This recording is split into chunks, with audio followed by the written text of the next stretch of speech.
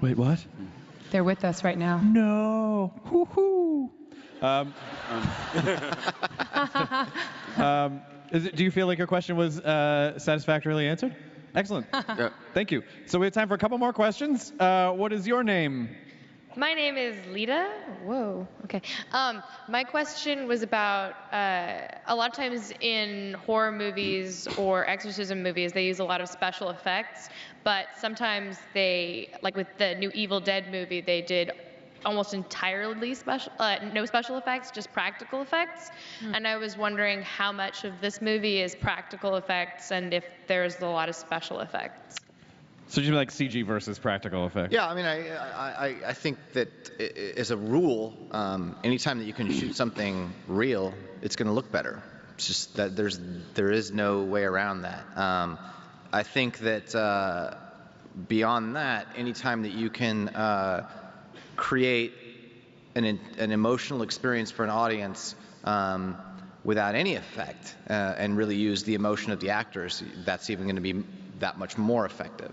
And in this case, some of the most intense scenes in the movie are portrayed by Sean Harris, the British actor, who's not here because he lives in London, who's amazing in the movie. And he is in this movie in some ways the conduit of the style in the same way that Jennifer Carpenter was for me with Emily Rose, which in seeing what he was capable of doing as an actor, it allowed me to shed some of the effects of the movie. It's not a heavy CG movie. It is a movie with, you saw the shot of him with the body scarring on him. Well, that's a very difficult physical effect to pull off. It's like over 200 prosthetics. He had to be in a chair for many hours to pull off the look of those, but they do look real. I think that in the end, it is always the responsibility of a filmmaker to do everything they can to not let the audience go to that place of thinking of something as being created on screen. And that is all about how good is your story, how good are the performances. And as good as the story is and as good as the performances are, that's how much leeway you have to make use of those other tricks of the trade. We've all seen it. There's nothing worse than a heavy CG movie or even a heavy practical effects movie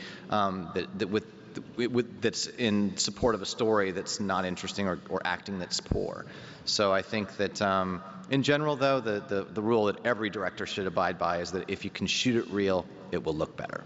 But also with a movie like this, too, anything that happens peripherally is a lot of the scariest stuff when you kind of leave the audience's imagination to fill in the blanks about what's going on. Oh yeah, always. I mean, that's the way it's always been. If you can get the audience to imagine something horrible, they'll imagine something far worse than you could ever create, and sometimes they'll actually think that it happened. I know people who still are convinced that they saw the lawnmower, tear up the girl in Sinister, and we cut out before it happens, but their mind fills in that space, and that's a good trick of the trade. So I think maybe we have time for one more question, so it better be really good. What is your name, sir? My name is William, and I like to party, but I'm sorry, this question's not going to be that great. Somebody already asked my question, so this one's going to be kind of dumb. Oh, step aside. Step aside. I think this one's for Joe. Go sit down. I think you should keep setting it up more. This is not going to be good. This one's for Joe. Down. Joe, you are a sexy man. Oh, good question. That's a question. That's a statement, which I agree with. Captain America. Wait, your mic's cut out. Oh.